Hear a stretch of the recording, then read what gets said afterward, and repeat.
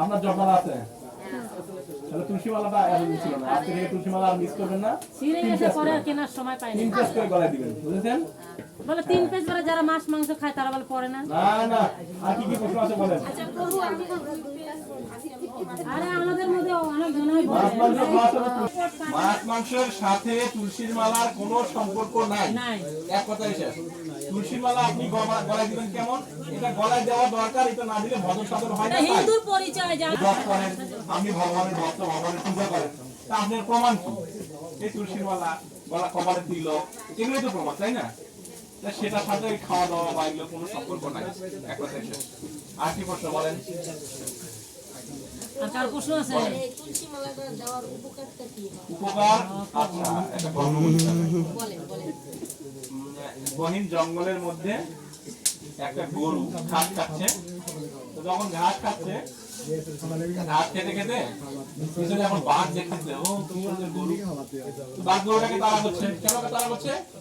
বাঘের স্বভাব মানুষের হওয়া, আর গরুর মাংস সে খায়, সেজন্য গরুটাকে তাড়া করছে। এখন যখন গরুটাকে তাড়া করছে, গরুটা দৌড়াচ্ছে। দৌড়াবে না গরু? দৌড়াবে কিনা? গরুটা যখন দৌড়াচ্ছে যদি ওদের খিদে লাগে খাওয়া দিয়ে দাও।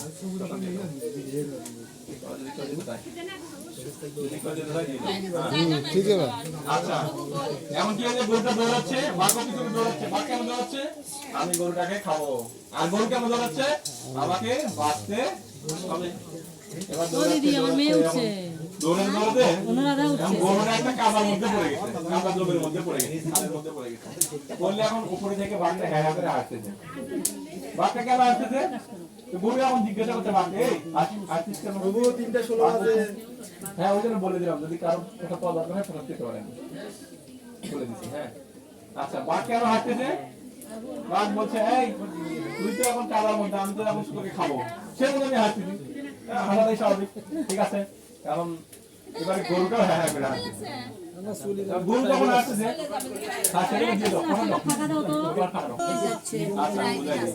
এখন বাঘ এখন চিন্তা করছে,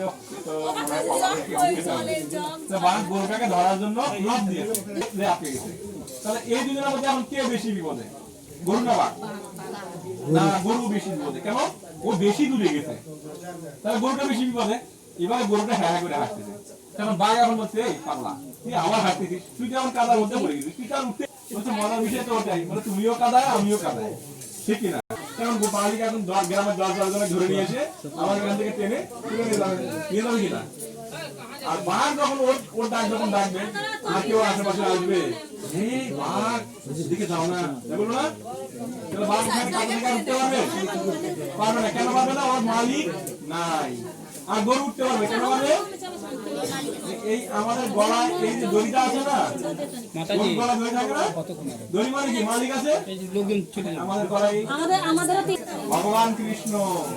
আমরা বিপদে বলে কে বাঁচাবে? ভগবান বাঁচাবে। আর মালিক আছে, কে মালিক? ভগবান কৃষ্ণ। আর যাদের গলায় তুলসী মালা নেই তাদের কোনো মালিক নেই, বুঝেছেন? এখন তাহলে কি তুলসী মালা আপনার গলা পড়া দরকার কিনা? আচ্ছা, আরেকটা উদাহরণ দেই। শহরে কিছু কুকুর থাকে না, গলায় বেল্ট থাকে, আছে না? বেল্ট মানে কি? ওই কুকুরটা কি আছে? মালিক আছে। আবার কিছু কুকুর আছে গলায় বেল্ট নাই, আছে না? 3 পেছে কি, আর 2 পেছে কি, আর 6 পেছে কি। আপনি বৃন্দাবনে যাবেন, বাবাজিদের গলায় দেখবেন এই থেকে এই পর্যন্ত খালি তুলসী মালা, খালি তুলসী মালা। কেন? তারা তুলসী মহারাজকে একদম অনেক ভালোবাসে, কণ্ঠে ধারণ করে আছে। আর আমরা ইস্কনের ভক্তরা একটু কম প্যাস দিই। কেন? যে দেখতে বেশি আধুনিক এই, কিন্তু মূলত মালিক আছে আমাদের ভগবান কৃষ্ণ। ওই 100 মালা দিলেও ভগবান মালিক।